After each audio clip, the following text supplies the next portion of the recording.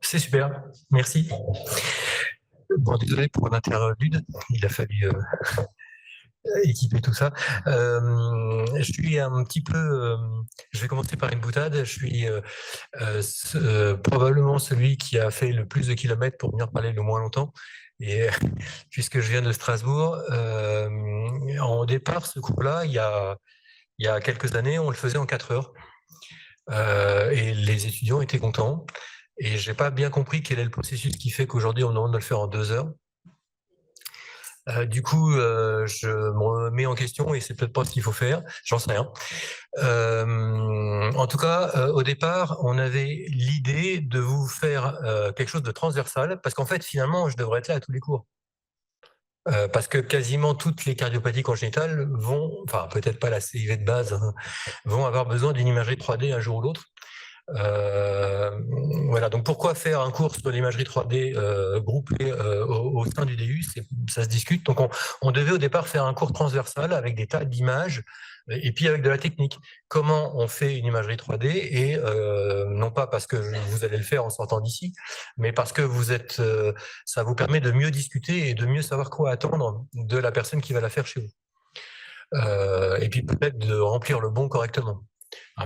Quand on me demande un scanner synchronisé pour un enfant qui a le cœur qui bat à 180, par exemple, je prends doucement le téléphone et j'explique que je ne sais pas faire, que ma machine, elle décroche à 150 parce que c'est un appareil Siemens.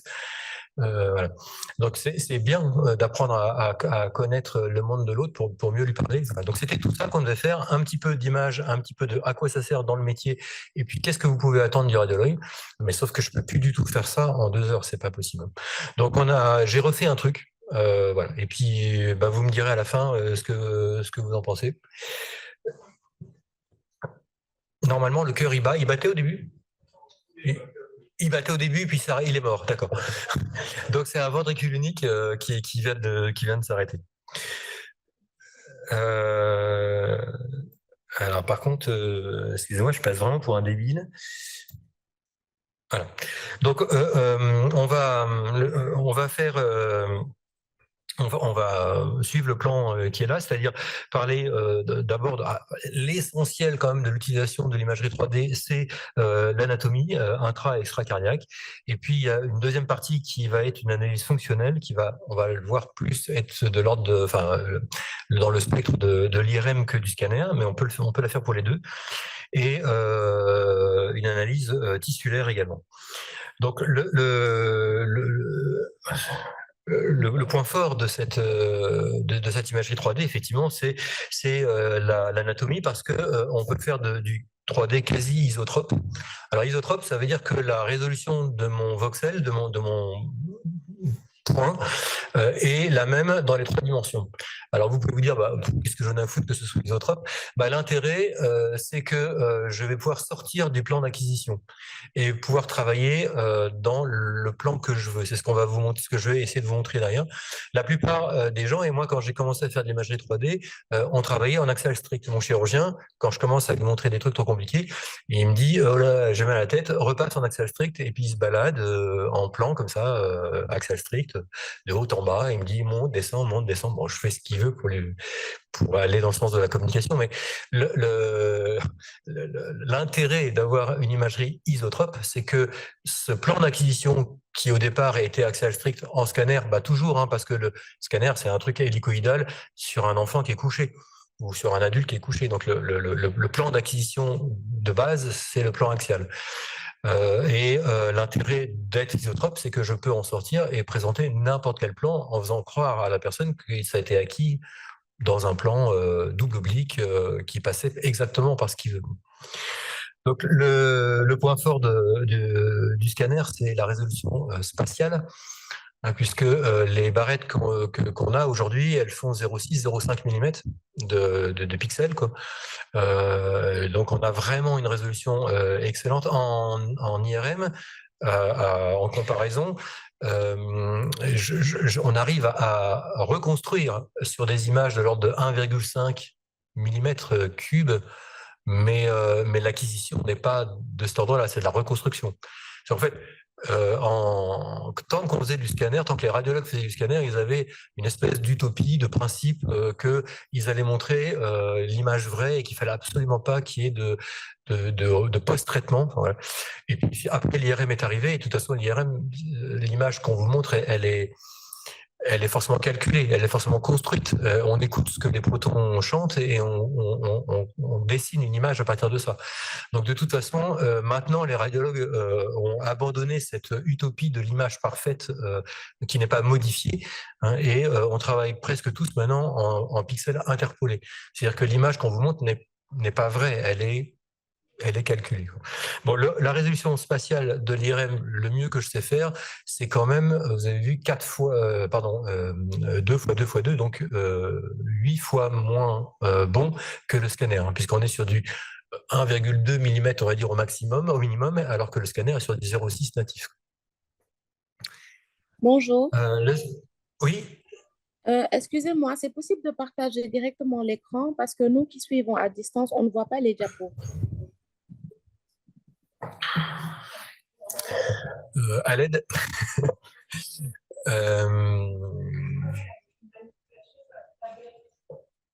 Alors d'abord, merci d'avoir dit, parce que ça aurait été nul de le dire à la fin, hein, donc je vais essayer de faire ce que je peux. D'accord, merci. Bon, on a envoyé quelqu'un chercher parce que là c'est trop compliqué. Il y a deux. En fait, vous voyez pas quand vous n'êtes pas dans la pièce, mais j'ai 2 PC. Donc en fait, je ne sais pas lequel passe chez vous. Nous, on a 2 écrans, on voit tout, mais manifestement en visio, vous êtes sur un scanner qui bouge pas, c'est ça? En fait, là, on voit la salle seulement. On ne voit pas vos diaporamas. Lors Ah des autres, d'accord. on voyait les diapos directement, mais là, on ne voit que la salle. Ok. Bon, écoutez, on va attendre que la dame revienne, hein. Et pour l'instant, je papote, si vous voulez bien. Je disais, j'étais en train de parler de doses de scanner.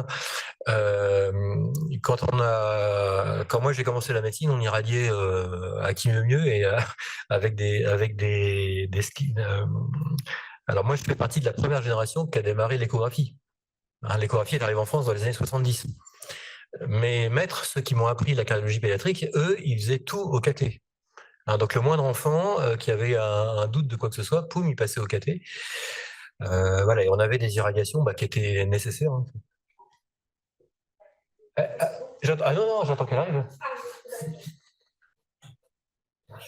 Bon, alors maintenant, avec les nouveaux scanners, là, je suis un petit peu prétentieux dans ce qui est écrit.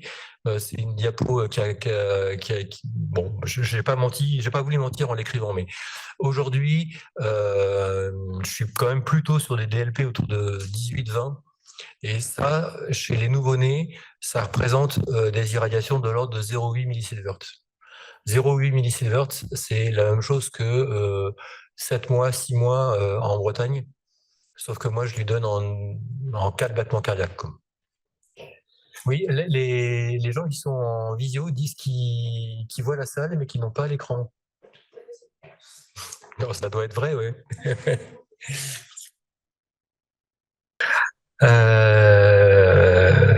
Oui, donc voilà. Donc n'ayez pas peur de faire du scanner. Bon, bien sûr, il y a toujours le principe as least as possible, mais quand même. Donc je disais, voilà un exemple de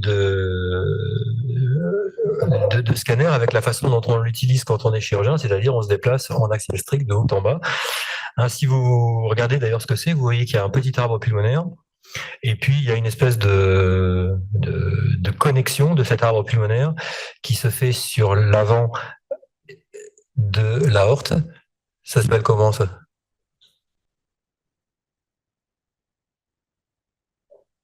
Alors, il faut parler fort, hein. Je répète ce que vous dites. Qu'est-ce que je vous montre?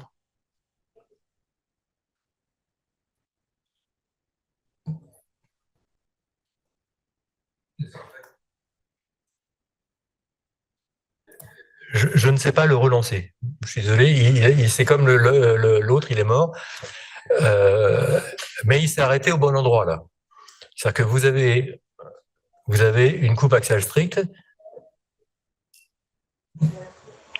Alors, ça, c'est l'aorte ascendante. Ça, c'est l'aorte descendante. Là, ici, vous aviez les deux artères pulmonaires qui se réunissent. Le premier truc qui saute aux yeux, c'est que les artères pulmonaires sont petites.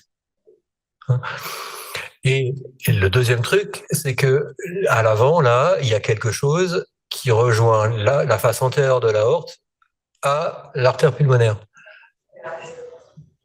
Alors, un canal artériel antérieur et qui naît sur l'aorte ascendante, moi, j'ai jamais vu.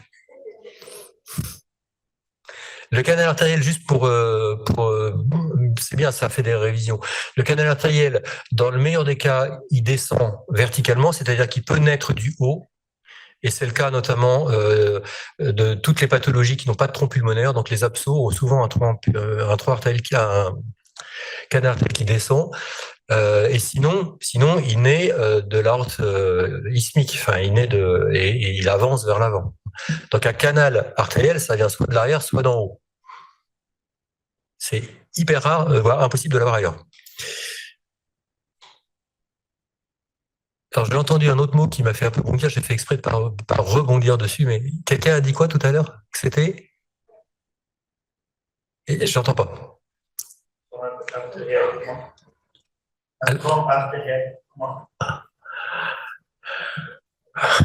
Alors c'est post-chirurgical ce truc-là. Hein.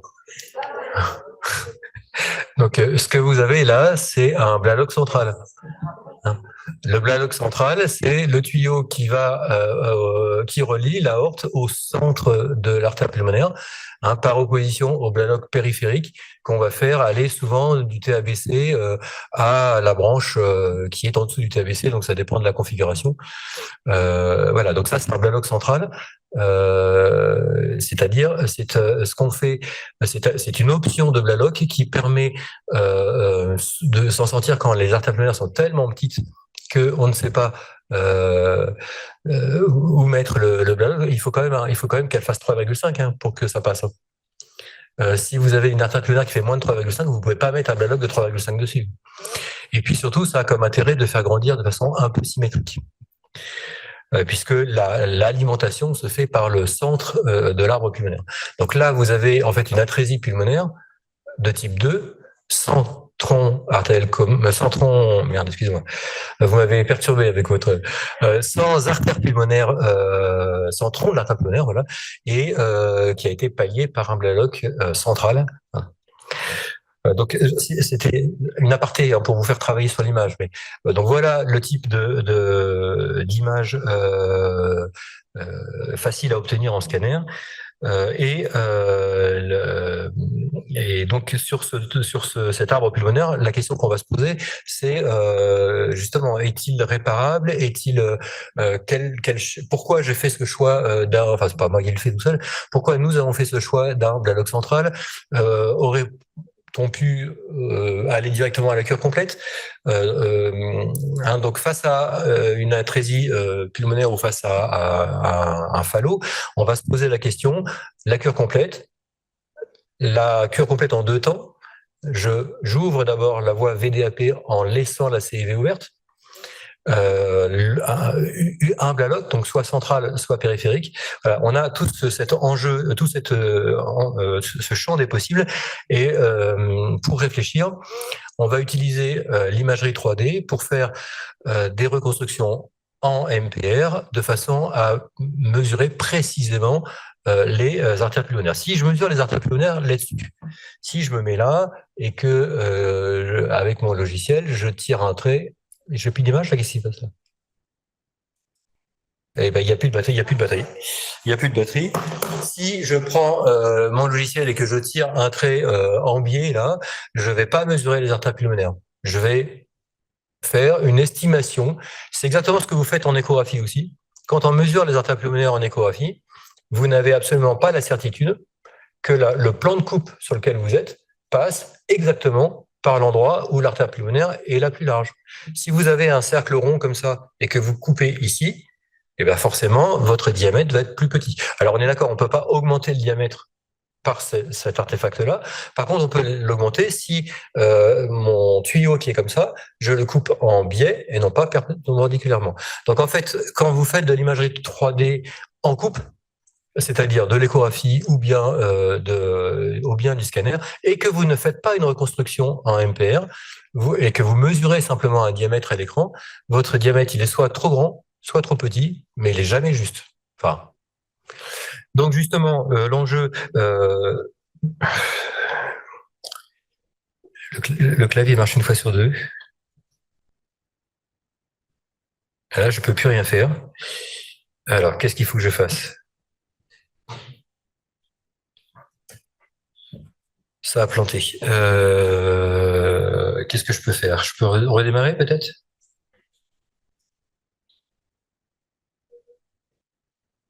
Alors, je peux pas redémarrer, je peux plus rien faire. Là, oui, je suis planté en fait. Ah, Alt Tab marche.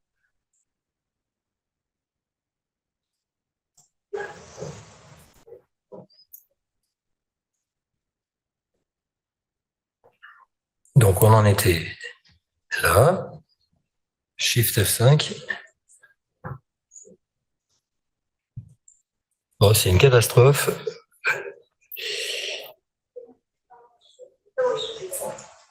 Ah, mais ça, c'est pas ce qui est écrit là.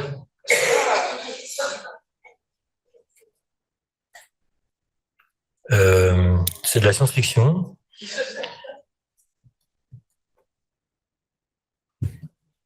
Alors, ce qui Ok.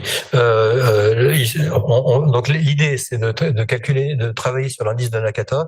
L'indice de Nakata, c'est un indice qui a été inventé par Monsieur Nakata, peu importe. Lui, il travaillait en KT. Alors, s'il vous plaît, faites pas comme lui, parce que c'est du 19e siècle, enfin 20e.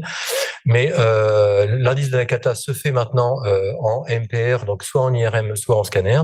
En général, il s'agit d'enfants petits, sinon on s'intéresserait pas à la taille de leur pulmonaire, et donc on va faire ça en scanner.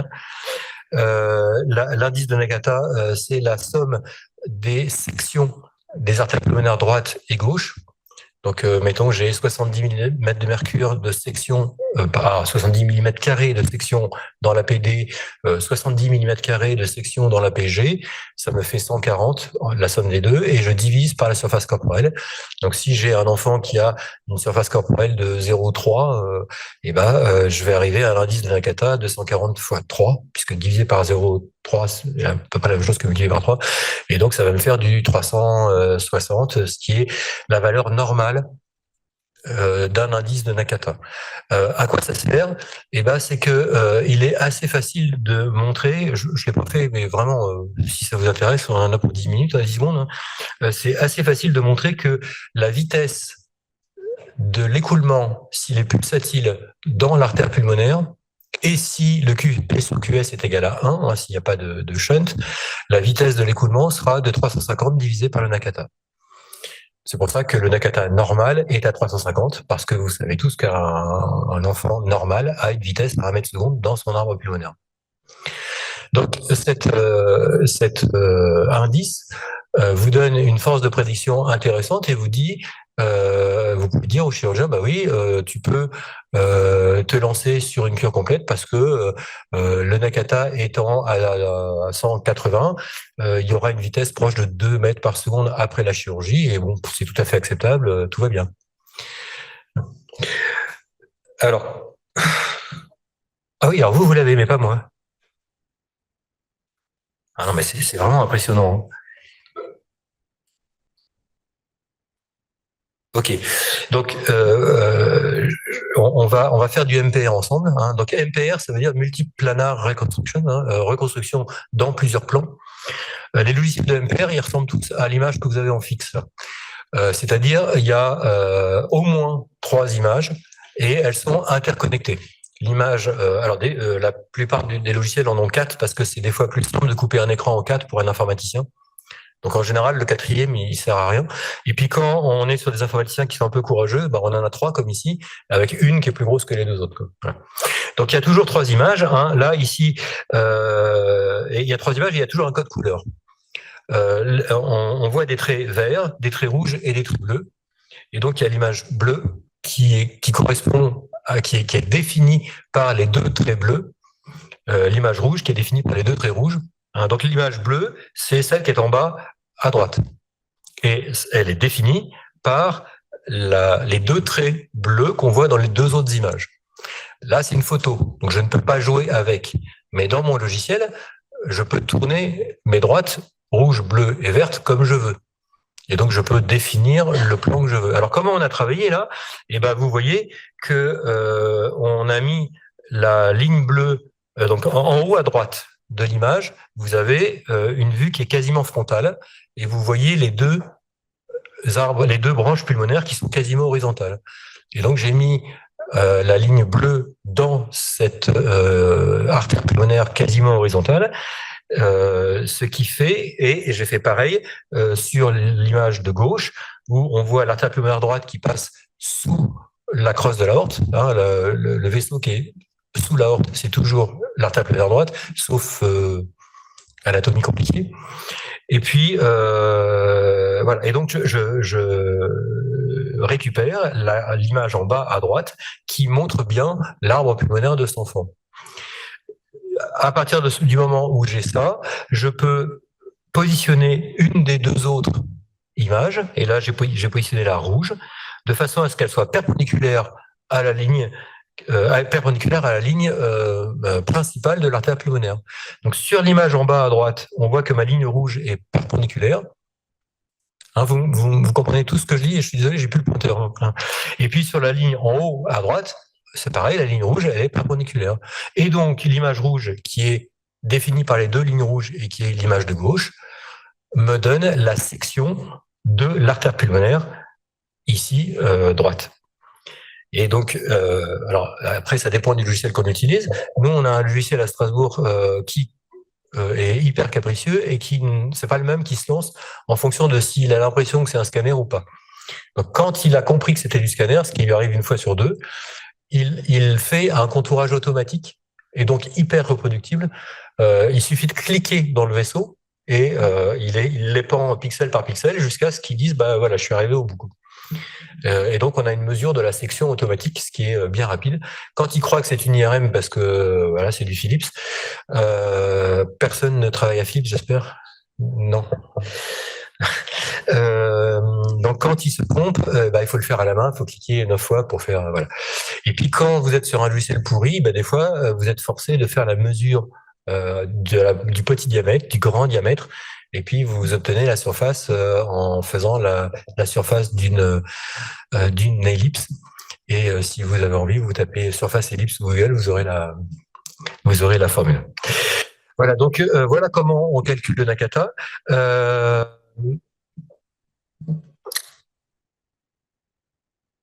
mais c'est une catastrophe.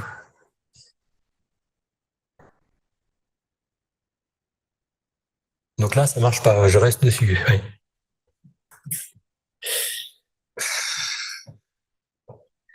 Je sais pas pourquoi j'ai choisi un truc aussi compliqué. J'aurais dû faire un PowerPoint tout bête et comment je peux faire?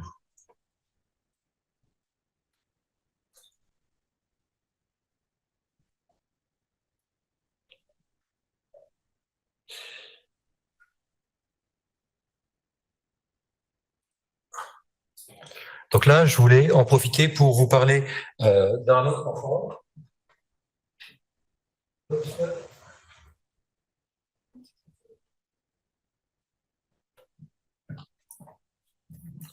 Est-ce que ça... Vous m'entendez là? Non. Là, vous m'entendez? Toujours pas.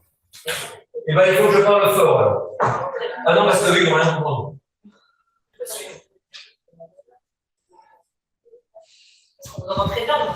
Là, ça marche, là. Parce que moi, j'ai une lampe verte. Là. Est-ce que vous entendez les étrangers, là, ceux qui ne sont pas là?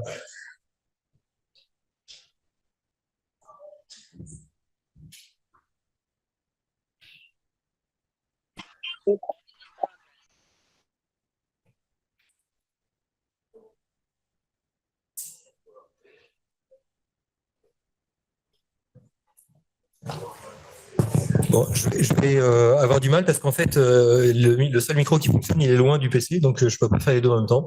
Donc ceux qui sont en visio, là, il va y avoir des interruptions de son, je suis désolé. Hein. Donc là, je vais faire la démo d'un Nakata sur un appareil, sur notre PAX à nous de Strasbourg. Alors, Je ne sais pas si vous imaginez par le nombre de VPN et de trucs par lesquels on passe pour réussir à vous montrer une image qui est sur le CHU Strasbourg. Donc c'est un nouveau-né de 1960 grammes, phallo rose, une saturation à 95%, phallo que on a décidé de qualifier d'irrégulier, mais c'est un peu à la limite de la définition parce que il y a quand même une hypoplasie de l'arbre pulmonaire. Et d'ailleurs, bon, il rentre chez lui rapidement. Il revient à J45. Il est suivi à 300 km de chez nous. Et le médecin qui le suit nous le renvoie à J45. C'est quand même un peu tôt pour un phallo. D'habitude, on les prend plutôt vers, je sais pas, quatrième mois, cinquième mois, sixième mois, parce que il fait ses premiers malaises et que maintenant il a des stats à 80%. Donc le phallo est devenu bleu.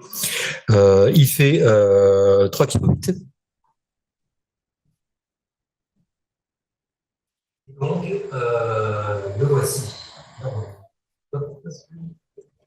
Alors, ce que je vais faire, c'est que je vais sortir. Oh non. Je pense qu'il y a un. C'est pas possible. Allez, on.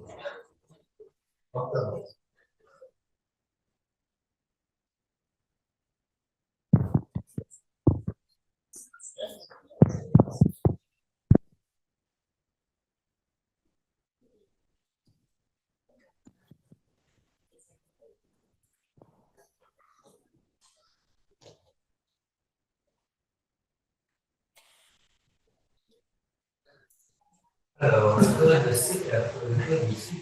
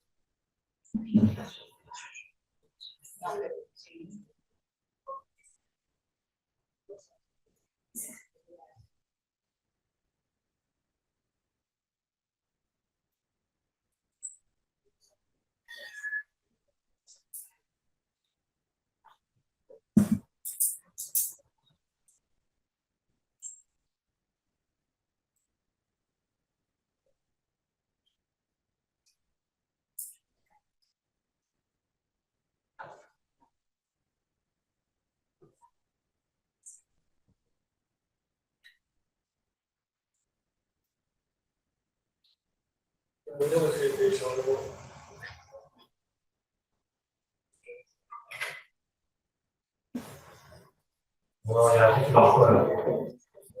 Ah si, c'est bon, c'est là.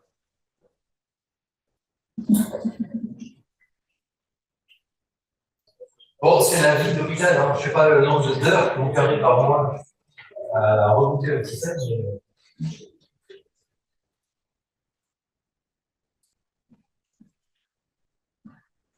Alors, je ne sais pas ce que vous utilisez comme logiciel chez vous.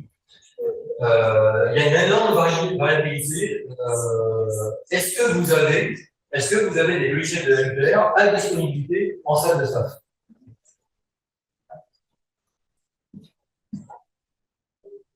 Il y a des gens qui disent oui, mais il y en a très peu en fait. Hein. Donc ça veut dire que la plupart des décisions que vous prenez médico-chirurgicales sont faites sur de l'écho en 2D et sur des scanners en HLT.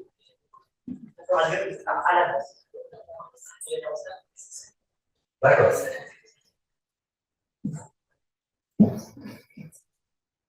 Alors, ma prophétisation, de toute façon, je me plante, hein, je ne suis pas Nostradamus, hein, mais à mon avis, la spécialité de la radiologie, elle doit disparaître. C'est pareil, je ne suis pas radiologue, je ne vais pas m'assassiner. C'est un truc dont il faut s'emparer. C'est à vous, les jeunes cardiopédiatres, de dire c'est moi qui voilà, je sais montrer la carte pulmonaire de face, je sais mesurer précisément ça, je sais montrer le setup, montrer qu'il est dedans. Je serais sûr pas. Autant il y a un vrai intérêt d'avoir un œil de radiologue en radiologie générale. Parce que bah, moi, je vais regarder le cœur, je vais bien regarder les poumons, je peux voir qu'il y a un cancer des poumons, mais donc c'est vrai qu'il y a une vraie plus-value à ça, mais autant dans notre métier à nous, si vous pensez qu'un radiologue peut arriver à avoir la finesse d'interprétation et de compréhension en cardiologie, c'est-à-dire qu'il fait que ça. C'est-à-dire que c'est un vrai bloc qui fait de la cardiologie, c'est-à-dire que vous êtes dans un énorme CHU et vous avez plein de candidats. Ou alors, si c'est 5% de son temps professionnel, il est vraiment hyper bon, parce que comment est-ce qu'il peut donner autant de compétences à autant de spécialités?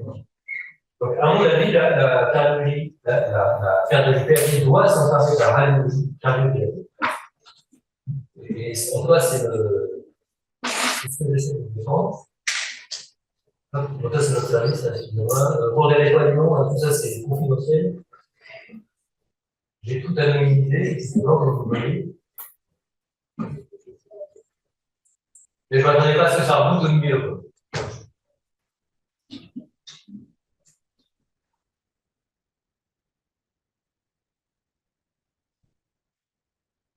Donc, encore une demi-heure d'attente et on va voir le scanner qui va arriver.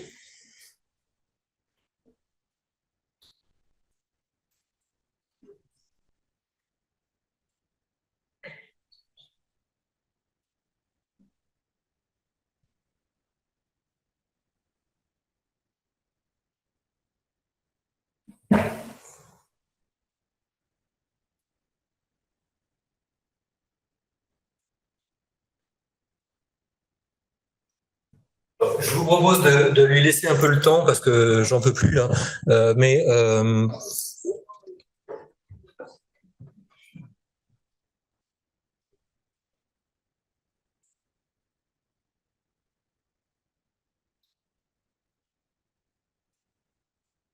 Donc voilà, on lui fait un scanner parce qu'il arrive à J45 avec un premier scanner 85.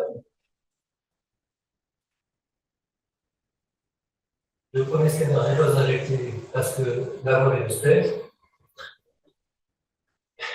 Et donc je vous montre le deuxième.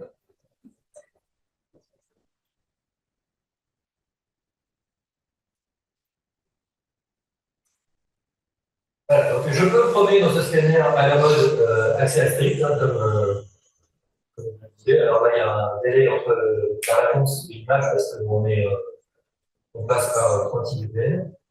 Et on peut aussi utiliser des logiciels de VR. Alors, Strasbourg a fait l'acquisition du logiciel de VR le plus merdique du monde. Donc, ça, je vais vous montrer. Enfin, au moins, on en a un. En offline, c'est-à-dire, le radio, il a toujours un logiciel de VR sur son station de travail à 100 000 euros. Mais vous, quand vous êtes dans votre bureau, dans votre salle de staff, cette station-là, vous ne l'avez pas.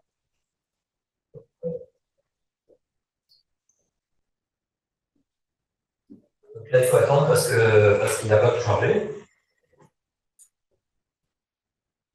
Voilà. Alors, je vous disais, un logiciel de MPR, il y a toujours au moins 3 coupes qui sont interdépendantes. Il y a des pour avoir la dépendance là-dessus, là, je crois que là, voilà. Donc, vous avez, c'est exactement ce que je disais tout à l'heure, c'est pas du tout le même logiciel, mais c'est exactement le même principe. Vous avez 3 images, ici, l'image en haut à droite, elle sert à rien, on l'oublie. Vous avez 3 images, celle en haut à gauche et les deux en bas, qui sont définies par des lignes. On commence toujours, parce que quand même, l'informaticien n'est pas vicieux de nature, donc il commence toujours par des plans conventionnels, c'est-à-dire le frontal, le sagittal et l'axial, et tout ça est présenté par des lignes de couleur. Si, mais là je suis sur un scanner non injecté par contre,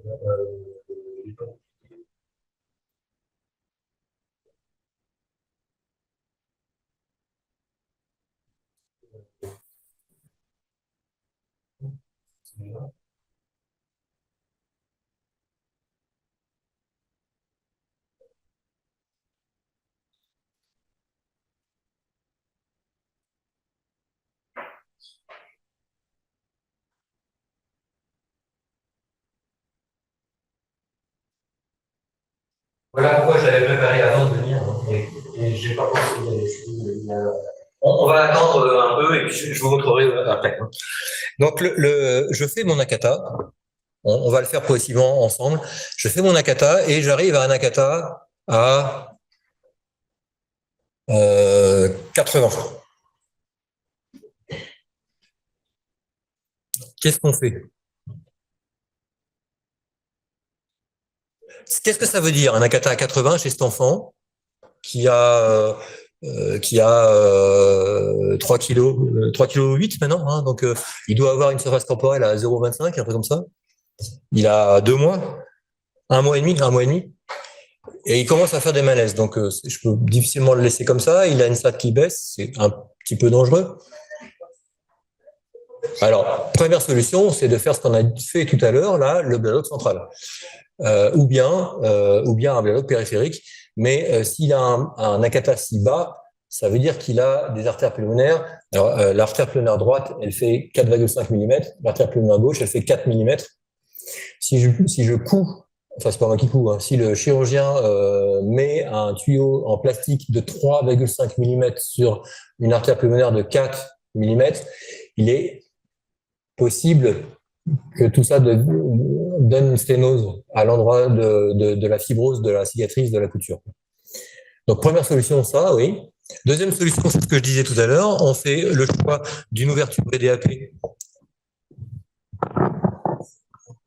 et de laisser la CV ouverte en disant que la CV va pousser à travers tout ça et que ça va développer l'artère pulmonaire. Et troisième solution, quand on est joueur, on fait la cure complète. C'est ce qu'on a fait. Hein. Pourquoi on a fait ça? Alors, du coup, dans quel état il est en sortant de réa? Après ce que je viens de dire, à votre avis? Oui, après. Donc, il a un Nakata à 80 et je fais une cure complète. Qu'est-ce qui va se passer? J'entends pas. Je vous ai dit que ça sert à quoi le Nakata? Ça sert à calculer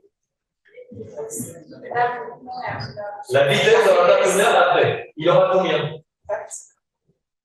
Il aura 4 mètres par seconde. Donc on est fou en fait. Alors, oui, il aurait eu 4 mètres par seconde. En fait, il a 2,5 mètres par seconde et il va bien. Pourquoi? Parce que M. Nakata dit qu'il est connu, que ça fait une demi-heure que je perds des dents. Non, parce qu'en fait, on a laissé la CM décharge. Donc, le QP sur QS est inférieur et il a 85, 90 de ça. 90. Bon, je suis désolé, là, ça met un temps fou. J'arrive pas à vous montrer le LPR, mais c'est. Non, ça c'est l'ancien. Hein, et donc, tout ça pour dire que ça fonctionne très bien l'indice de Nakata et qu'effectivement, on savait qu'on aurait 85, 90 de SAT en post-op. Sauf que j'arrive pas à vous le montrer parce que ça aussi c'est planté. Non, mais c'est infernal. Ah, voilà.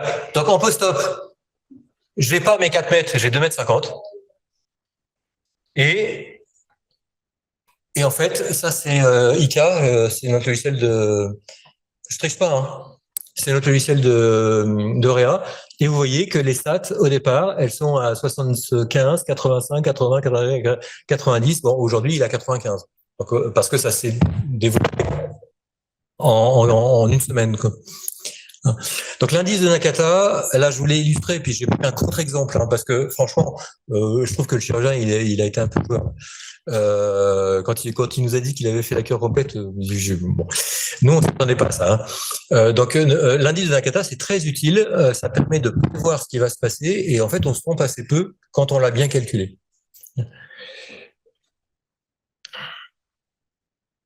Alors comment se fait-il que ce qui s'affiche... Ah si, ça y est.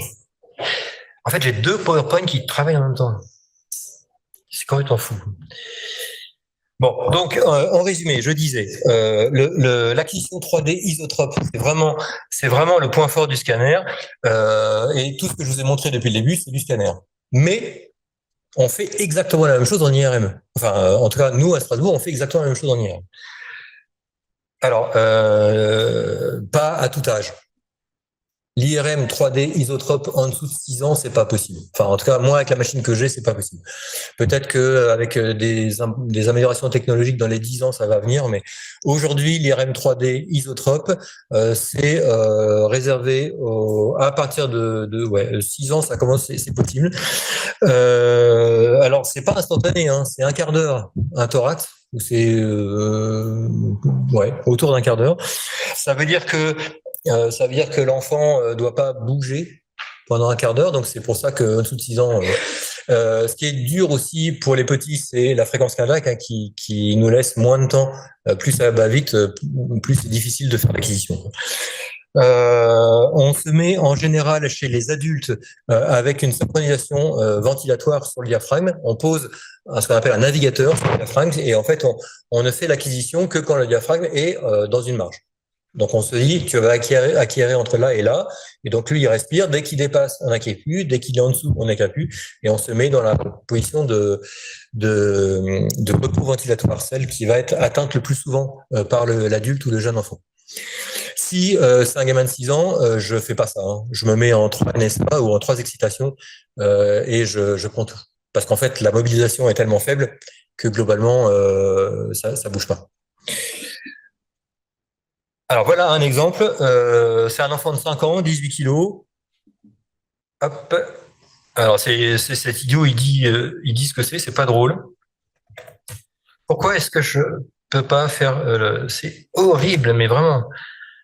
On prépare tout et il n'y a rien qui fonctionne en fait.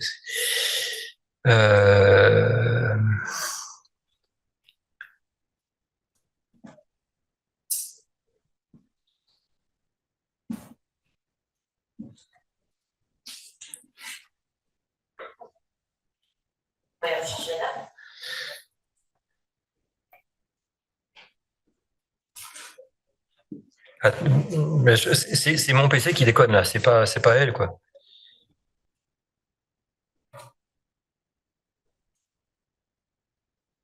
Pourquoi ça démarre pas? Quand je le faisais, ça démarrait avant. Est-ce qu'il faut que je sorte de ce mode là? Oui, mais comment on fait?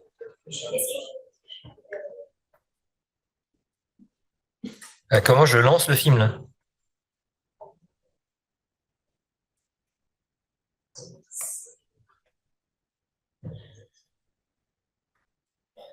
Quand je ne suis pas connecté à quelqu'un d'autre et que je suis en mode un écran, ça marche. Là, ça marche pas parce que je suis en mode 2 écrans et que ce qu'il affiche là-haut, c'est pas la même chose qu'ici. Est-ce que vous savez gérer ça?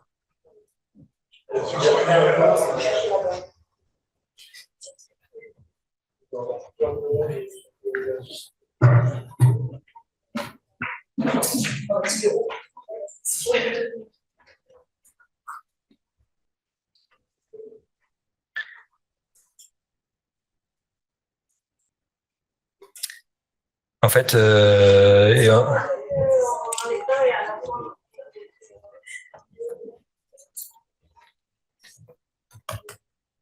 bon. Oui, parce que tous mes films sont comme ça, en fait. Tous.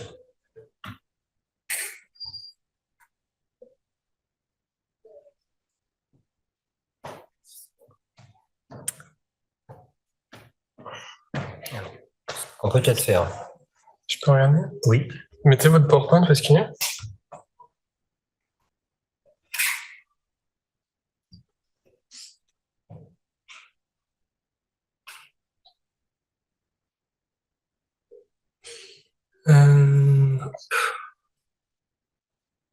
Non, ça c'est autre chose.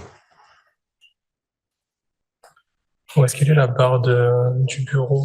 Et c'est pas Windows, c'est du Ubuntu en fait. Ah, c'est bon. En gros, vous voyez là, il est là, le PowerPoint. Et il faut mettre la souris à droite et juste faut regarder ce qui se passe ici. En fait, mes boucles ne démarrent pas. En fait, il a plusieurs. Oula. Aucune de mes boucles ne démarre. Alors que quand j'étais en mode bureau sur son ordinateur, c'est pour ça qu'on voit pas ce qui se passe. Là, vous pouvez passer en... Alors que quand j'étais en... Attends, là, il tourne, oui, il tourne là-haut. Mettez-vous... Je peux? Oui. Voilà, ok, parfait. C'est join ou c'est quoi? C'est mirror? On va voir les deux mêmes? Je pense.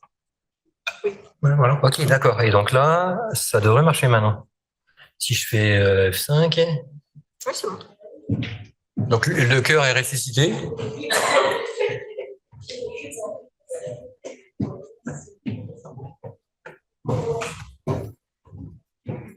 Oui, sauf que c'est pareil, ça démarre pas. Ah. Non, mais c'est pas possible, j'en peux plus, je démissionne.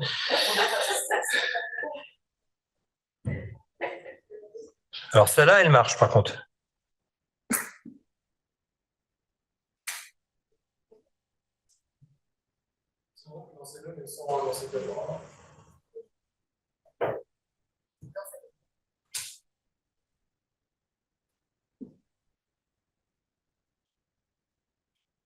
Il est possible qu'il y ait un délai, mais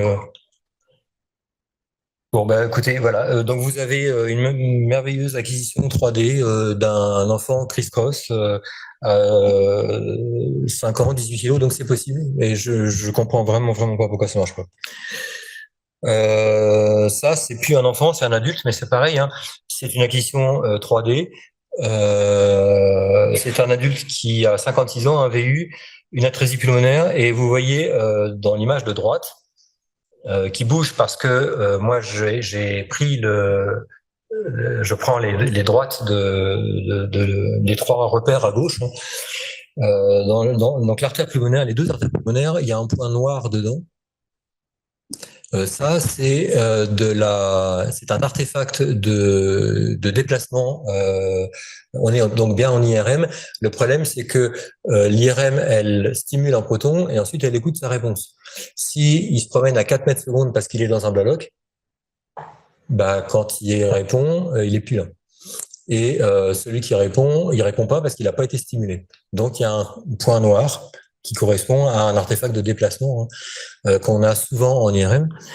Voilà, donc le fond de mon propos, hein, l'imagerie 3D fondamentale pour faire de l'anatomie, très facile sur le scanner dès la naissance, possible en isotrope dès 5-6 ans chez un enfant à condition qu'il bouge pas. Alors l'intérêt, c'est qu'il n'est pas irradiant. La qualité du voxel va être quand même dégradée par 8 en IRM par rapport au scanner. Donc si vous voulez une mesure très précise de quelque chose, il vaut mieux faire un scanner. Mais vous pouvez faire de l'IRM 3D, ça marche. J'espère que mes films ils vont quand même passer quelques-uns parce que là je suis... Laisser des patients sortant de diaporama, en fait. Et pourquoi ça marchait dans le train et que ça marche plus maintenant? Comment je fais? Je sauve?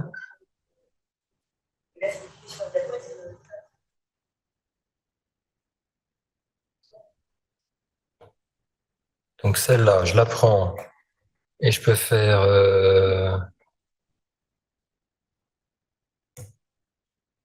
Je sais pas. Là, on va voir la play. Vous avez, là, c'est sélectionné sur stop en haut à droite. Et je pense qu'il faut appuyer sur play. Sur stop en haut à droite. Où ça? En haut à droite de l'image. Là, vous êtes, il y a playback et vous êtes sur stop. Et je pense que si vous mettez sur play. Ah bah voilà! Ça n'a pas l'air de marcher mieux. Hein. Les vidéos, elles sont sur cet ordi ou vous l'avez fait sur un autre ordi? Non, mais je les ai vus dans le train. Donc ça marchait, quoi. Enfin, ça marchait il y a 1 heure, quoi. Donc oui, je les ai, mais avant que je les retrouve.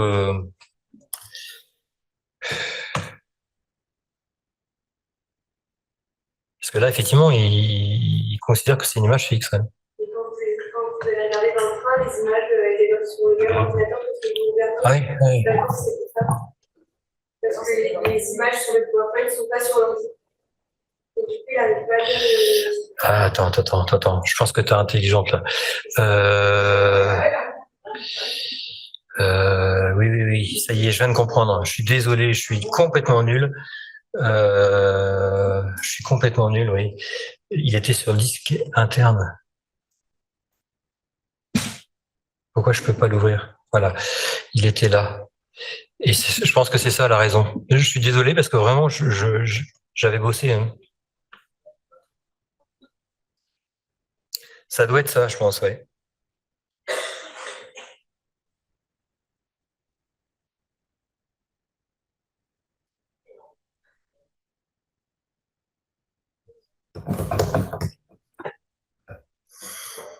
Il s'est passé quelque chose là, il y a la souris qui a disparu. Non, c'est pas ça. Là, on voit le film qui démarre tout seul.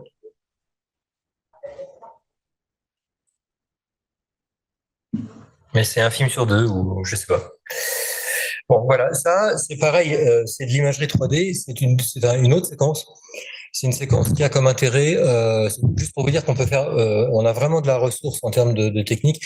L'imagerie que vous avez vue 3D IRM jusqu'ici, qui était finalement avec un contraste assez faible, hein, le sang était pas tellement blanc, il était plutôt gris, quoi. Ça, c'est de la SSFP du ciné IRM classique. On perd en contraste transplant, et donc on a un sang qui est assez foncé. On peut faire de l'IRM 3D avec un très bon contraste. Ça, c'est de l'imagerie Dixon, c'est un autre procédé. Bon, croyez-moi, hein, c'est un et l'intérêt du Dixon, c'est que ça va mettre en avant des contrastes sur des changements de type lipido-liquide. C'est-à-dire que si vous avez un proton qui est connecté à une très longue chaîne lipidique, il va parler avec une fréquence un tout petit peu différente du proton qui est connecté uniquement dans de l'H2O. Et donc, vous allez avoir une différence, un artefact en fait qui va faire ressortir tout ce qui est frontière entre la graisse et la pas graisse. Et en quoi c'est génial? Et ben ça, c'est génial pour les coronaires. Parce que les coronaires, elles sont très souvent dans un paquet lipidique au fond du sillon auriculo-artériel. Et là, par exemple, vous voyez bien la CD, la coronaire droite, sur son segment 2, voilà, elle ressort en noir sur blanc, quoi. Donc, l'IRM 3D, très utile pour les coronaires. Alors, pour les coronaires, nous, on a décidé de ne pas l'utiliser avant 12 ans. Et donc, les coronaires de type contrôle de transposition des gros vaisseaux qu'on fait souvent, nous, autour de 6, 7, 8 ans, ce contrôle-là, on le fait en scanner. Parce que la rentabilité de l'IRM sur l'implantation des deux coronaires à 6, 7, 8 ans en IRM, ça va être du 50%. Et ça finit par être très lourd d'expliquer aux mamans, on va le faire une fois, mais vous savez, on va peut-être le faire une deuxième fois. Enfin, voilà. Donc à 6 ans, on a pris le choix de faire du scanner systématiquement. Et par contre, on n'irradie plus les enfants pour faire des coroscans au-delà de 6-7 ans parce qu'on passe sur de l'IRM. Bon, que ce soit le scanner ou que ce soit l'IRM, l'imagerie 3D, ça permet de faire de l'imagerie objet. Ça permet d'identifier un objet, de le remplir et de ne montrer plus que lui, de le sortir de l'image et de montrer un objet. Alors faites attention à ce genre de représentation. Donc là, par exemple, ça c'est de l'IRM. C'est de l'IRM avec une crosse qui est très atypique, comme vous pouvez le voir, hein, remaniée, post-chirurgicale. C'est du 6 ans. Hein, donc je mens pas. Hein. On peut faire de l'IRM 3D à 6 ans, ça donne. Bon, il faut pas que l'enfant soit excité et autiste. Hein, c'est sûr que. Donc faites attention quand même à ce genre de remplissage automatique. Faites attention à ce que la personne qui fait le remplissage ait une compréhension de votre métier. Nous, à Strasbourg, on a une boîte qui se vend très bien et qui est assez connue, qui facture 500 € pour faire des petits ronds dans les scanners et rendre justement un cœur segmenté, quoi.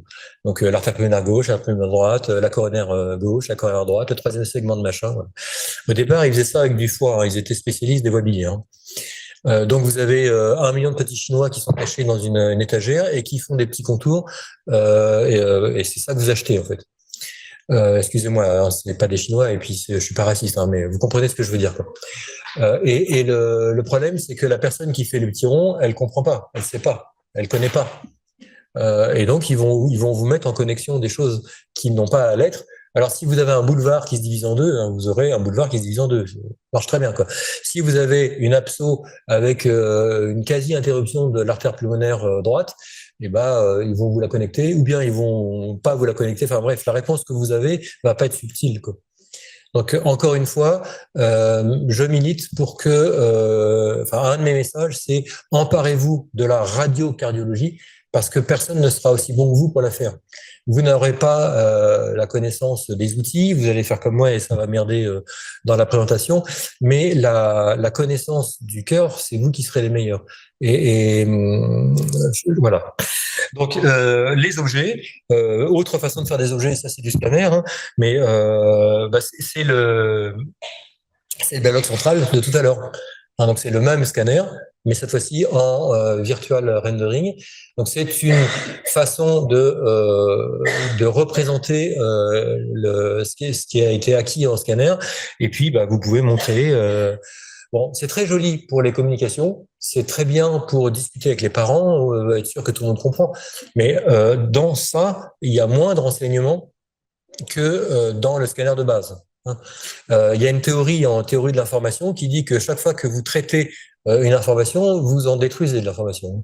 Donc le volume rendering, c'est joli pour discuter et pour se convaincre et s'auto-convaincre de certaines choses, mais vous avez perdu de l'information et vous ne pouvez plus faire de mesures, notamment. Non, alors ça repart en marchant, je comprends rien. Donc j'en étais à l'anatomie. Hein. Donc on a vu l'anatomie en scanner, on a vu l'anatomie en IRM, et je vous ai dit que en dessous de 6 ans, c'était quand même pas très raisonnable. Bon, alors il y a des contre-exemples. Alors là, je vous montre un contre-exemple. Les copains avaient du mal à mettre en évidence, il y avait une très forte suspicion de fenêtre aorto-pulmonaire, mais de type 2, c'est-à-dire assez haute. La fenêtre aorto-pulmonaire de type 1, la connexion entre l'aorte et l'artère pulmonaire, elle est basse. Elle se voit sur une coupe passant par les gros vaisseaux en échographie. C'est assez facile de la visualiser. Par contre, quand la connexion est haute, c'est pas toujours évident. Et donc, ils avaient ce doute. On montre, voilà, c'est de l'IRM. Alors, c'est pas du 3D, ça, hein, beaucoup. C'est de l'IRM 2D. Mais je me suis amusé. Pourquoi pas, je suis sûr qu'on aurait pu faire ça autrement. Je pense qu'aujourd'hui, je le ferai plus en scanner, en IRM, je le ferai directement en scanner parce que c'est quand même beaucoup plus simple. Mais voilà, on peut faire de l'IRM à tout âge.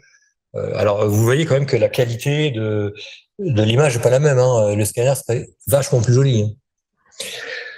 Hein. Voilà, donc c'est anecdotique. Bon, en plus, il fait 2,8 kg. Enfin. Donc l'anatomie fine, oui, bien sûr, c'est le domaine de prédilection de l'imagerie 3D, c'est évident, c'est là qu'on va l'utiliser, essentiellement en scanner qui va être bien meilleur qu'en IRM, mais il y a des situations où on peut utiliser l'IRM. Avec une finesse donc exceptionnelle des informations spatiales. Et là, je vous montre. Donc ça, c'est une image de MPR. Ça, c'est une photo. Vous inquiétez pas, elle bougera jamais. C'est une image de MPR de mon logiciel. Et vous voyez. Donc vous pouvez reconnaître un petit peu le scanner. On voit qu'il a un pectus excavatus important. On voit qu'il y a une grosse aorte, un petit arbre pulmonaire. Non, c'est le contraire, une petite aorte et un gros arbre pulmonaire. Je ne peux pas aller plus loin dans le diagnostic au vu de cette imagerie-là, mais ce qui est intéressant, mais en tout cas, c'est pour ça que je vous montre cette image, c'est que moi, je me suis amusé à faire une photographie du petit short de l'enfant.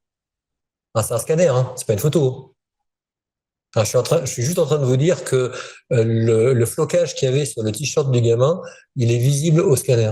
Donc c'est pour vous illustrer à quel point le scanner comprend des données qu'on peut retrouver avec des logiciels de traitement et de post-traitement. Voilà. Donc là, il y a marqué je sais pas quoi. Enfin, j'ai le nom de la marque le nom du club de basket préféré du papa, quoi. Alors, donc voilà, premier point, c'était ça, l'IRM et le scanner pour l'anatomie, avec domaine de prédilection essentiel du scanner, parce que la quantité des données qui est acquise est phénoménale, bien plus grande que sur l'IRM. Par contre, en ce qui concerne la suite, donc l'analyse, la fonction, et puis on verra la qualification de tissulaire, il est clair que l'IRM est très bonne et bien meilleure que le scanner. Alors, l'exemple 1, c'est un exemple où je suis un peu... je pipote un peu parce qu'en fait, moi, je ne fais pas de 4D flow. J'en fais pas et je pourrais vous expliquer pourquoi, mais on va sortir de notre temps, donc je vais pas le faire. J'ai des collègues qui sont passionnés par le 4D flow et qui sont persuadés que le 4D flow c'est l'avenir de notre métier. On fera un pari, hein, moi je serai en retraite dans quelques années, mais je suis très très très sceptique. À mon avis, ça ressemble un petit peu au Doppler tissulaire. Ceux d'entre vous qui ont quelques années, quand le Doppler tissulaire est sorti, tout le monde a dit que c'était absolument génial. Il y a eu, je sais plus, 20 000 articles qui sont sortis sur le Doppler tissulaire en 10 ans de PubMed. Hein. Et aujourd'hui, on l'utilise pour la resynchronisation des paces et pour la détection précoce de certaines dysfonctions. Enfin voilà, on l'utilise pas, quoi. Donc, à mon avis, on est dans ce genre de truc, c'est-à-dire que c'est très joli, ça donne beaucoup de couleurs, mais finalement assez peu utile. Alors, c'est quoi le 4D flow? D'abord, c'est des séquences qui sont longues, hein, ou alors vous les faites rapidement et vous avez encore moins de données. Vous faites en fait 4 IRM en une. Vous faites une IRM d'image et vous faites 3 IRM de contraste de phase qui va vous permettre de dire à l'endroit où je regarde là, le flux se déplace à telle vitesse dans l'axe des X, à telle vitesse dans l'axe des Y, à telle vitesse dans l'axe des Z. Donc vous êtes capable de faire une carte de flow. Voilà. Donc ça, c'est ce qui est vendu. Sauf que la résolution spatiale de l'image qui vous est donnée, elle est de l'ordre de 4 mm sur 4 mm sur 4 mm. Donc si vous cherchez une coronaire, déjà, vous l'aurez pas. Et puis, voilà, il y a quand même énormément de problèmes. L'un d'entre eux, c'est que les logiciels de post-traitement qui permettent de récupérer les images sont chers, avec des licences annuelles.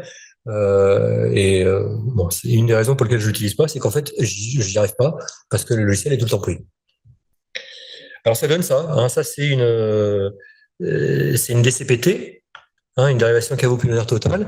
Vous avez le tube qui arrive, le tube 20K20 AP qui arrive d'en bas, le tube 20K sup AP qui arrive en haut. Et dans ce cas-là, on voit qu'il y a un comportement asymétrique du système avec une prédominance de la veine cave sub qui va dans l'interpulmonaire gauche et une prédominance de la veine cave 20 qui va à droite.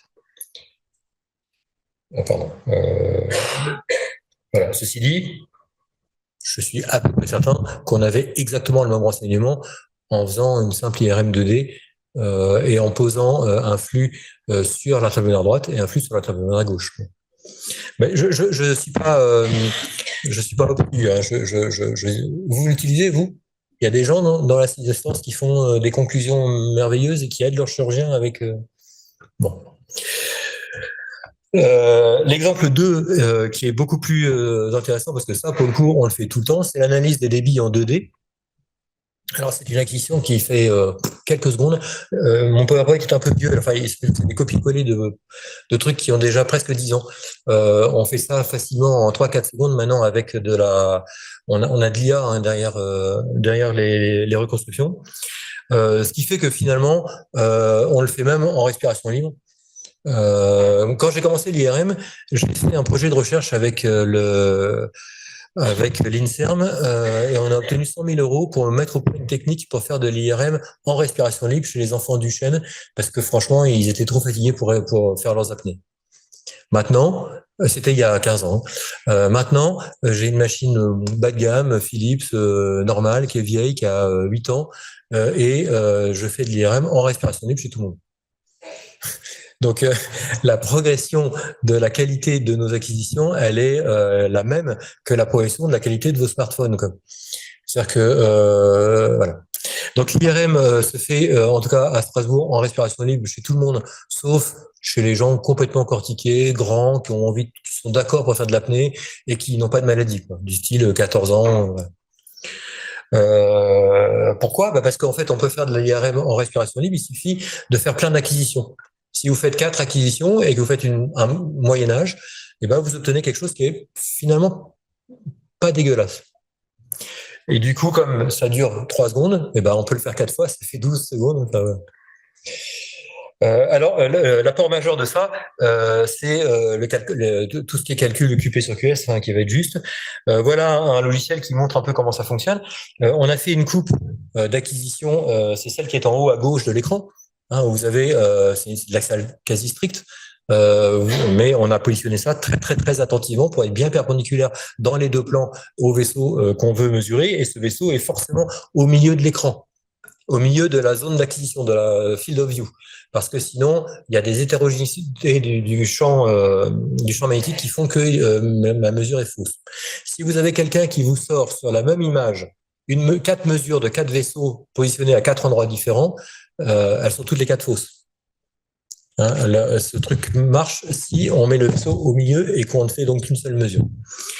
Et donc contourage automatique, et vous récupérez une courbe telle que celle qui est en bas à gauche, courbe d'éjection, et avec une mesure automatique du débit. Voilà. Donc ça se fait en 2 minutes de post-traitement, enfin 30 secondes de post-traitement, et on va dire 1 minute d'acquisition, le temps de lancer. On peut le faire sur les gros vaisseaux comme je vous ai montré, mais on peut le faire sur plein de trucs. Ça, c'est l'arcade lunaire droite. C'est possible ce que je dis?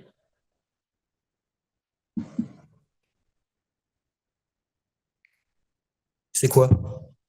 Bon, c'est l'arcade lunaire droite, ne me contredisez pas, mais qu'est-ce que vous avez envie de me dire?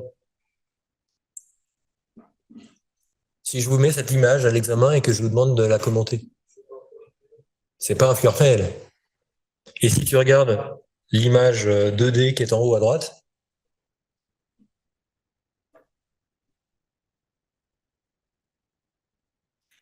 c'est une coupe quasiment sagittale. On voit la colonne vertébrale qui est verticale d'un côté, donc on est sur du sagittal. Et donc on a une espèce d'énorme ventricule épais, un ventricule épais avec un septum horizontal.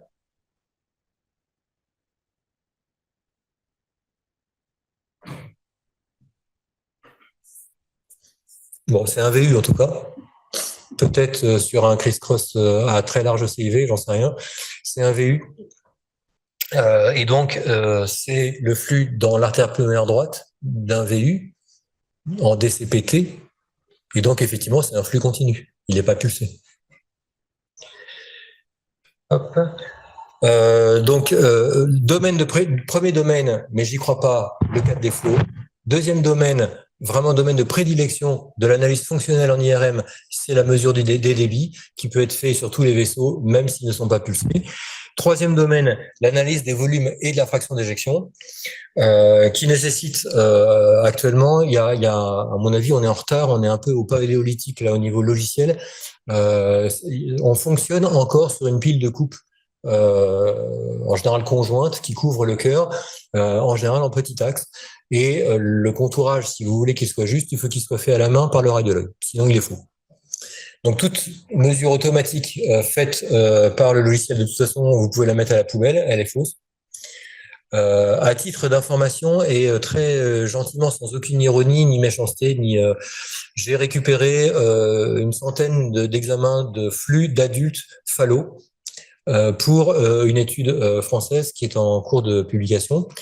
Et j'ai simplement regardé est-ce que le compte-rendu fait par le radiologue, qui est un compte-rendu médical, pas de recherche, parce qu'on est en rétrospectif, est-ce que quand on multiplie la fraction d'éjection du ventricule droit par le volume du ventricule droit et qu'on enlève la fuite, on obtient à peu près, à 10% près, la fraction d'éjection du ventricule gauche multipliée par... enfin, est-ce que, en gros, le QP sur QS est à 1 sur des phallos réparés? Et ben, il y a 20% des examens qui présentent des résultats qui sont discordants à plus de 15% près. Ça veut dire que quand on lance une mesure automatique, on obtient quelque chose qui est très faux. Hop. Alors, voici un exemple de logiciel qui permet de faire ça, hein. Vous avez en haut des coupes petit axe. Ici, il s'agit d'un ventricule unique, hein. Il n'y a qu'un seul ventricule en petit axe, il y a un seul rond, quoi.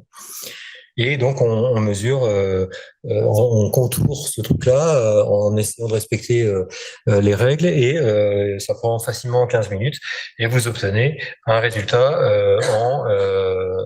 en millilitres par mètre carré. Alors, l'intérêt de tout ça, un des exemples, c'est la revalidation pulmonaire. On est issu d'un... Sauf si vous savez le dire avant. Et donc j'ai encore au moins, oui, d'accord.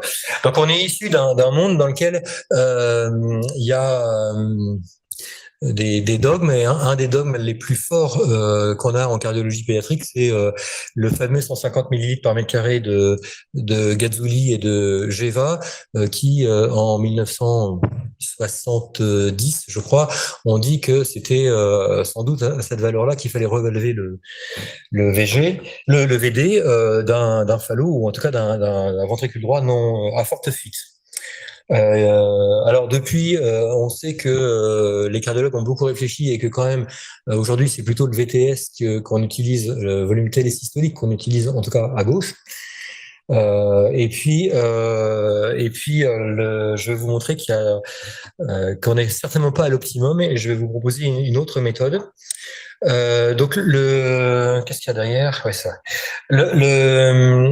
En IRM, le volume télésystolique ou télédiastolique, on dit que c'est nous les champions du monde et que c'est le gold standard. Mais franchement, venez voir comment on travaille, venez voir ce que ça fait. Soit vous faites ça et ça vous prend une demi-heure, soit votre travail il est pas bon. Et en fait, il m'arrive facilement une fois sur 20 de conclure plutôt examen non homogène. Je ne comprends pas où il y a l'erreur, mais il y a une erreur quelque part. Je n'obtiens pas, enfin ça marche pas. Voilà, donc on est forcé de recommencer ou ne tenez pas compte de mes résultats. Voilà. La grande difficulté, c'est de choisir. Regardez cette image-là. Qu'est-ce que je vais mettre dans le ventricule et qu'est-ce que je vais retirer? Est-ce que je retire les trabéculations et quand les trabéculations sont compactées en systole, l'une contre l'autre, donc il y a des conventions à prendre. Chaque centre suit des conventions différentes et il y a une reproductibilité tout à fait pourrie de ce truc-là. On a fait à l'INSERM quelque chose avec une méthodologie quasi irréprochable, vous savez, comme ils savent faire là, les méthodologistes. Là. Et donc, en prenant un temps fou à contourer, à recontourer, à vérifier, à revérifier, on arrivait à des limites de concordance de l'ordre de 30 millilitres chez les adultes. Hein, ça veut dire que la valeur qu'on vous donne de 160 millilitres par mètre carré sur un adulte qui va faire peut-être 2 mètres carrés pour faire simple, et ben en fait on va se tromper de 15. Puisque nous, on se trompe de 30 millilitres. Notre limite de concordance, elle va être plus ou moins 15. Donc, vous dites, je l'opère à 162, j'attends quand il est à 155, par exemple. En fait, moi, je vous dis, oui, mais moi, je me trompe de 15. Donc voilà, on ne sait pas mesurer précisément les volumes. C'est une des raisons pour lesquelles ça marche pas quand on essaye de faire le test sur le volume. Les deux seules choses qu'on sait précisément mesurer, c'est la fuite en contraste de phase avec la méthode que je vous ai montrée tout à l'heure. Et on est assez bon pour mesurer la fraction d'éjection. Alors vous allez me dire, mais il est con, comment il fait pour mesurer une fraction d'éjection sans mesurer de volume? Parce qu'en fait, le choix que je vais faire de mettre ou de ne pas mettre dans le cœur tel morceau de trabéculation, je vais faire le même en systole et en diastole. Et donc du coup, la reproductibilité de ma fraction d'éjection, elle est finalement assez bonne. Mais si vous prenez que le volume, je vous assure qu'il y a une énorme différence. Donc finalement, ce qu'on sait mesurer le mieux, c'est la fuite, donc la fraction de régurgitation de la pulmonary regurgitation, PR, et puis la ejection fraction, la fraction d'éjection. Et donc, je vous montre ici un diagramme qui sort d'un abstract qu'on vient d'envoyer. Il y a 76 points, c'est 76 fallots issus de la cohorte nationale dont je viens de vous parler. On a retiré donc ceux qui étaient farfelus avec des mesures impossibles. On a mis en rouge. Alors, ils ont eu une IRM avant la revalidation et une IRM un an après. On a mis en rouge ceux qui avaient une fraction d'éjection du VD inférieure à 45% un an après. Et on peut considérer que c'est pas une réussite. Ça aurait été mieux qu'ils aient une fraction d'éjection normale après. Les autres sont en bleu. Et vous avez les trois méthodes là graphiques de discrimination. Alors les deux de droite, c'est les deux que vous connaissez. Celle du milieu, c'est celle de Gazzoli, la méthode avec le volume télédiastolique. Et vous voyez qu'effectivement, il a raison, Gazzoli. Si le volume télédiastolique est petit en millilitres par mètre carré avant la chirurgie, eh ben, tout est bleu, quoi. En bas du diagramme, tout est bleu. Le trait, c'est 150. C'est pas trop mauvais, hein. Le kappa de Cohen de ce truc-là, normalement, il devait s'afficher, mais là, je l'ai pas. C'est 0,71. Donc, c'est pas complètement nul. 0,61, pardon. À droite, vous avez le volume télésystolique pour les mêmes patients, hein. Donc, évidemment, il est forcément plus petit. Et puis, vous avez la limitation que nous, on utilise, qui est 85 millilitres par mètre carré. Et vous avez effectivement quelque chose qui est meilleur, et tout le monde le sait aujourd'hui, une fuite, ça ne se mesure pas, enfin plutôt la revalidation d'une fuite droite ou gauche, ça ne se mesure pas sur le VTD, ça se mesure sur le VTS. Donc les recommandations modernes, elles sont plutôt à droite, avec un kappa de Cohen qui est à 0,71. Donc 61 pour le premier, 71 pour le deuxième. Tout à gauche, vous avez la comparaison de la fuite et de la fraction d'éjection. Vous avez simplement la fuite en ordonnée et la fraction d'éjection en abscisse.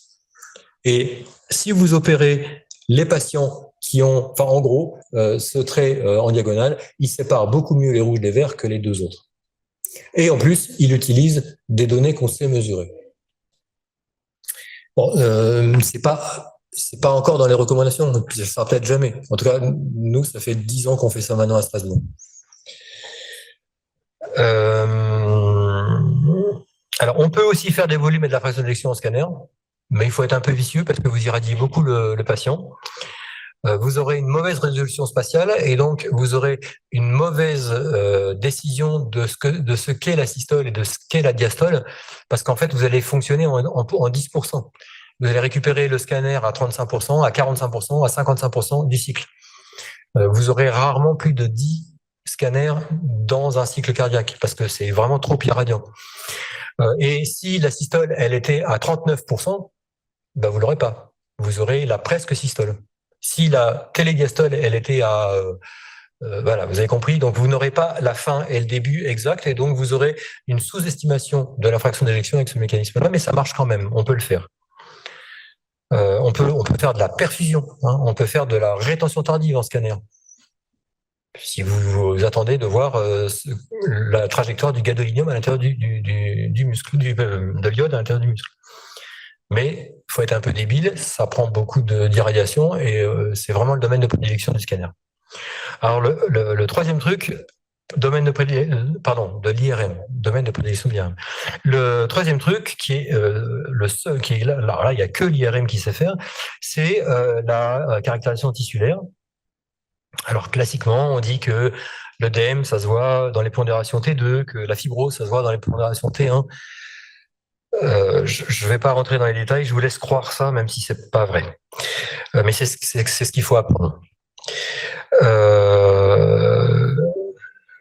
En fait, qu'est-ce que je voulais dire? Oui, là, on est dans l'utilisation, l'utilisation typique de ça, plus que la recherche de l'œdème et la recherche de la fibrose, parce que quand même globalement, la question de l'œdème et de la fibrose en pédiatrie, elle se pose pas de façon cruciale. Une dysfonction aiguë, à part une myocardite, ça peut quand même pas être grand-chose. Voilà. Donc on n'a pas de besoins cruciaux de ça, sauf un domaine très particulier qui est la tumeur. Et donc l'IRM, comme analyse de la tumeur, là vous apporte quelque chose de vraiment intéressant, mais qui nécessite probablement une forme de compétence d'expert que sans doute tous les centres ne peuvent pas revendiquer. Moi, je vois, je sais pas, 3 tumeurs pédiatriques par an, enfin, ou 2, ou, enfin, j'en sais rien, je compte pas, quoi. Mais donc, avant d'en avoir vu 50 et d'avoir une petite idée, bah, en fait, vous êtes en fin de carrière, quoi. Donc, voilà, c'est un peu la limite. Bon, ça c'est un exemple de thrombose chez un grand qui a fait un infarctus. On voit que le haut, la partie antérieure de cette coupe de cavité est toute blanche, c'est-à-dire qu'elle est fibrosée, et on voit qu'il y a un gros pavé noir qui est collé. Donc si c'est blanc, ça veut dire qu'il y a eu du gadolinium injecté, hein, et donc le gadolinium n'est pas rentré dans cette masse accolée à une paroi fine et fibrosée. Il s'agit d'un thrombus, bien sûr. Ça, c'est les cartographies. Donc ce qu'on appelle une cartographie, c'est pas une image. Ce qu'on appelle, donc ça, c'est de l'image. Ça, c'est une cartographie. Ça veut dire qu'en fait, on va faire des très forts calculs et on va essayer d'approximer une caractéristique du paquet de protons qui est à tel endroit, et on va colorier la carte avec un code couleur pour dire, bah voilà, si à cet endroit-là, les protons, ils ont un T1 plutôt de 1050 millisecondes, on va mettre telle couleur. Bon, sauf que il y a quand même, il faut le reconnaître, une vaste fumisterie de notre part. C'est-à-dire que ce qu'on mesure n'est pas le T1 ni le T2, c'est des choses qui s'approchent du T1 et qui s'approchent du T2. Mais ça dépend de la méthodologie qu'on utilise pour le faire. Voilà. Et il y a beaucoup d'exubérance dans le monde de la radiologie. Le T1, c'est extrêmement compliqué à calculer. J'ai fait un PHRC national il y a 10 ans, 13 centres en France ou 12 centres en France, je sais plus, un protocole, mais c'est nous qui avions programmé les séquences. Dans l'unité INSERM où j'étais, on avait donné ça à chacun, interdiction de changer le moindre truc. Enfin, on vérifiait la température, on vérifiait tout. La variabilité de la mesure du T2, parce que c'était une mesure de T2 que je faisais en France sur les 12 centres, elle est telle que c'est non utilisable. À Rennes, ils étaient à 40 millisecondes. À Nancy, ils étaient à 60 millisecondes pour des patients sains, hein. À Bordeaux, ils étaient à 70 millisecondes. Avec le même protocole, des machines différentes, bien sûr, c'est pas moi qui ai amené l'IRM. Donc en fait, la cartographie, voilà, ok, c'est une imagerie qui met de la couleur sur des éléments et on a des renseignements dessus, mais la valeur, elle est fausse. Là, c'est de la cartographie T1 sur une corde du chêne. Et effectivement, on reconnaît le rond du ventricule gauche et puis la banane du ventricule droit.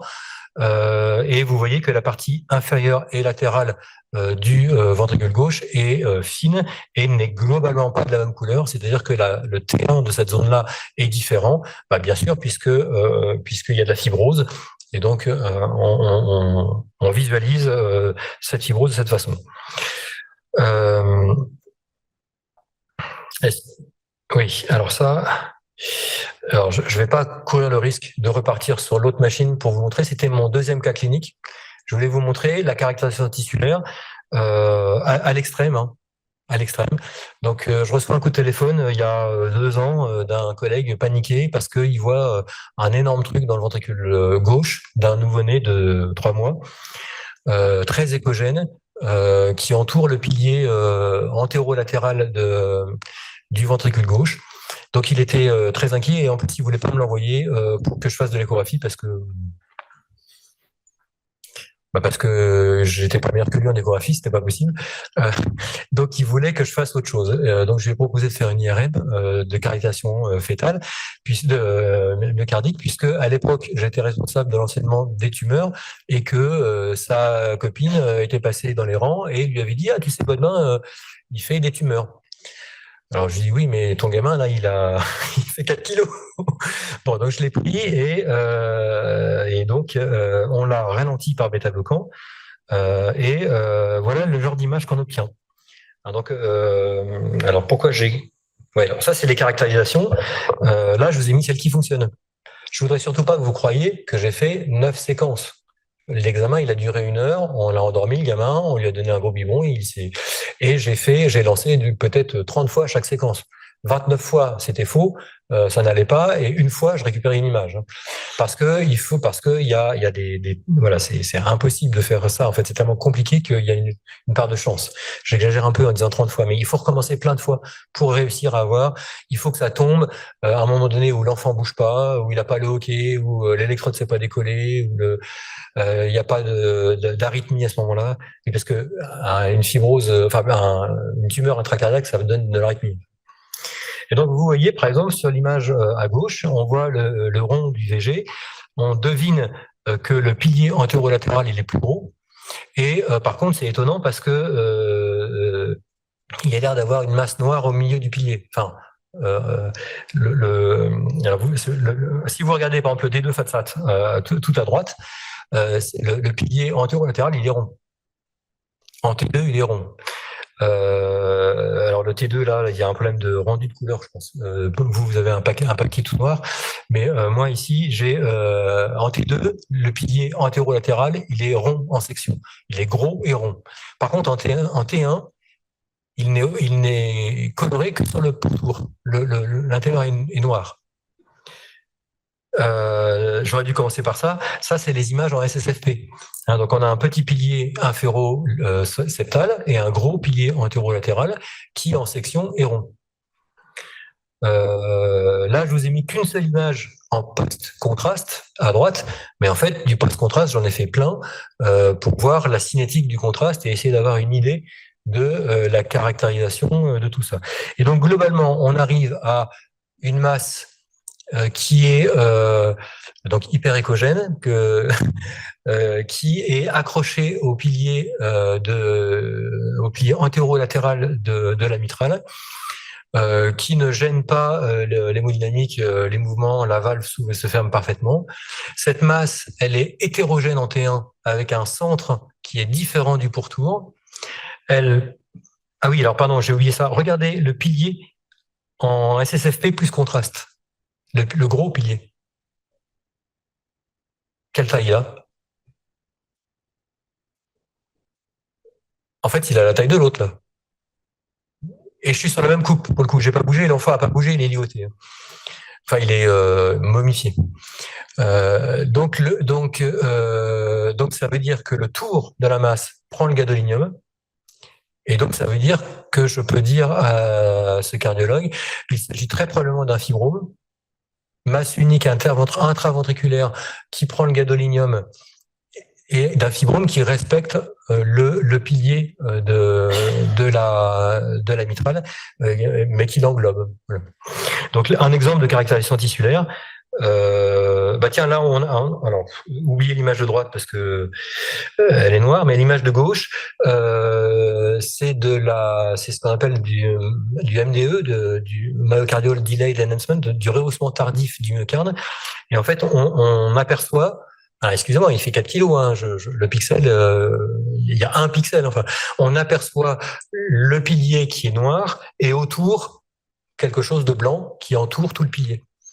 Et donc, ce blanc qui entoure le pilier, c'est une zone où le gadolinium est entré et n'est pas encore sorti parce que le délai de transit du gadolinium est plus lent dans la fibrose que dans le muscle. Donc, les séquences en myocardial delayed enhancement, en retardement tardif, pour parler français, c'est des séquences qui utilisent le fait que le gadolinium reste plus longtemps dans la fibrose et donc on s'arrange pour faire l'image au moment où le myocarde est noir et du coup, ce qui est blanc, c'est de la fibrose. Alors, donc, caractérisation tissulaire, c'est le gros truc que nous apporte, le deuxième gros truc que nous apporte l'IRM. Hein, donc, premier truc, la fonctionnalité et deuxième élément, la caractérisation tissulaire. Voilà, donc ça c'est juste la conclusion et puis je pense qu'on est voilà. Alors ça c'est quelque chose, j'étais très fier de montrer ça il y a 15 ans. On faisait ça à mon labo quand j'étais encore à Nancy, hein, donc je suis quand même à Strasbourg depuis 10 ans maintenant, donc ça a 15 ans. On avait développé une technique d'imagerie IRM 3D isotropique. Donc là, on a du MDA, du MPR, ce que je vous ai montré tout à l'heure, multiplanar reconstruction. On a, je vous ai dit, il y a 3 images importantes, c'est les 2 en bas et celle en haut à droite. Les images en couleur, les droites en couleur qui définissent les plans. Et puis, je vous ai dit, souvent, la 4e image, elle montre autre chose ou bien elle sert à rien. Et donc ici, c'est une vue une vue 3D de l'ensemble. Si on regarde bien, on voit qu'il y a 2 vaisseaux qui sont parallèles sur l'image en bas à droite. C'est pas les oreillettes, c'est les voies d'éjection. Donc on est sur une transposition des gros vaisseaux. On est sur une transposition des gros vaisseaux adultes en sealing. Une IRM qui a été faite dans les années 2010 et qui a été reconstruite avec une technologie qu'on avait développée à l'époque, qui est maintenant à la poubelle. Vous pouvez ne retenez pas ça. Et donc moi, pendant des années, j'ai dit mais l'avenir de l'IRM, c'est ça, c'est l'IRM 4D. Alors aujourd'hui, je fais de l'IRM 4D sur ma pauvre Philips de merde. Ça marche. Alors pas sur les enfants, ça ne marchera que sur les adultes ou en tout cas à partir de autant la 3D, je peux la faire assez tôt. Je vous ai montré les 3D à 6 ans. La 4D, ça marchera vers 12-13 ans, pas avant. Donc l'IRM 4D existe. Aujourd'hui, ce qui marche pas, c'est qu'il n'y a pas les logiciels pour visualiser. C'est-à-dire que vous avez vu à quel point ce cours il est bancal. Il est bancal parce que je n'ai pas de logiciel de visualisation 3D à vous proposer. Sinon, j'en aurais installé un sur mon PC, j'aurais téléchargé tous les DICOM sur mon PC et le cours aurait été beaucoup plus fluide. Il n'y en a pas. Ils sont tous hors de prix, ils sont tous avec des licences phénoménales, ou bien ils sont nuls. Voilà. Donc il y a un trou aujourd'hui dans la raquette en radiologie cardiaque, c'est le logiciel de visualisation. Mais quand le MPR, donc moi par exemple mon logiciel que j'ai au CHU, je peux faire du MPR en 4D en stop, enfin sur une phase cardiaque. Je me mets en systole, voilà, puis je me déplace et ensuite je dois cliquer sur une touche et les images elles vont sauter toutes les secondes. Donc je peux montrer les 20 images du cycle cardiaque une par une et on voit le cœur qui bat dans la position que j'ai choisie. Mais en fait, c'est moi qui clique. Enfin, il y a pas de. Donc, il y a un vrai problème de logiciel qui fait que. Mais ça, un logiciel, ça se développe en combien de temps? Je veux dire, vous n'allez pas finir votre carrière avant de travailler tous en 4D. C'est pas possible en 4D et c'est vous qui ferez la reconstruction. Voilà. Donc ça, c'était beau, mais on peut oublier. Est-ce que vous avez des questions et est-ce que vous voulez qu'on essaie de faire quelque chose?